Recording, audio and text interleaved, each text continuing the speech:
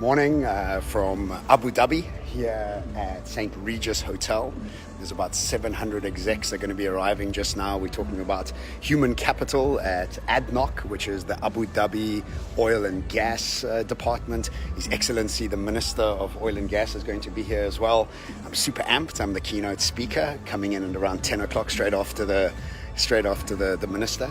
I wanted to talk today about discipline and motivation and how it's changed my life, the understanding of the difference between motivation and discipline.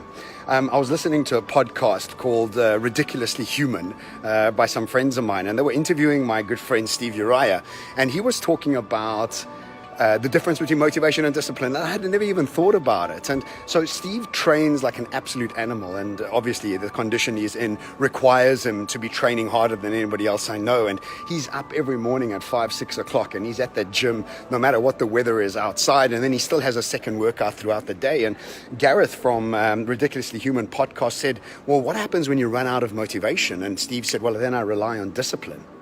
And I was like, wow, I didn't realize there was a difference. And what I realized is that motivation is required when you say, I might do that, or maybe I'll start training tomorrow. That requires motivation. So when you wake up, you need to motivate yourself to want to go.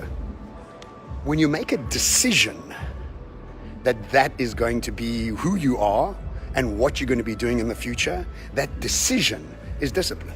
There's no questioning your decision. There's no questioning your discipline. And I know this from myself, is since I stayed with him in New York a couple months ago, I decided that I need to shift the way my body looks based on the way he chooses to look and the way he chooses to push his body. And from that decision, I have not missed a workout since being with him. I've got another friend who's also in the training mode, Mark Sham. Also, he made a decision that he's never going to miss gym, and hasn't missed gym, and he's in the best condition of his life. And when I went to Dr. Joe Dispenza a couple months ago in Toronto, I decided that I will follow through on the meditation routine that he suggests you do to reprogram yourself. That's a commitment of an hour in the morning and an hour in the evening. And because I made that decision, the discipline is there. By 8:30, 9 o'clock, I'm excited to get into bed. I'm into my meditation space so I can start meditating. That's a decision that I made. And now that I'm traveling around the world, that decision to train and meditate is not leaving me. So next time you find yourself wanting to motivate yourself, realize that you didn't make the decision that is who you're going to be. If you did, you don't need motivation.